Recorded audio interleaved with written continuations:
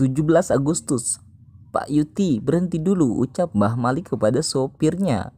Kita istirahat di tempat yang adem. Pak Suyuti segera menepikan mobil. Saat itu mereka sedang dalam perjalanan di daerah Pemalang, tepat tanggal 17 Agustus mendekati jam 10 siang. Tikar pun digelar di tepi jalan. Mbah Malik duduk bersama Pak Yuti, juga salah satu muridnya Habib Lutfi. Nah, sebentar lagi, gumam Mbah Malik. Ketika hampir jam 10, Mbah Malik mulai membaca rangkaian Fatihah untuk mendoakan para pahlawan bangsa. Ada apa ya, Mbah? Tanya Habib Lutfi setelah Mbah Malik usai berdoa. Sekarang, tanggal 17 Agustus jam 10 dulu, Pak Karno dan Pak Hatam membaca apa ya? Mbah Malik bertanya. Proklamasi, Mbah, sahut Habib Lutfi.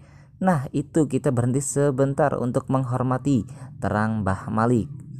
Akhlak 100 tokoh. Kisah ini masyhur diceritakan oleh Maulana Habib Lutfi bin Yahya Pekalongan tentang guru beliau, Mbah Kiai Abdul Malik bin Muhammad Ilyas, Gedung Faruk Purwokerto, Dirgahayu Republik Indonesia ke-76. Wassalamualaikum warahmatullahi wabarakatuh.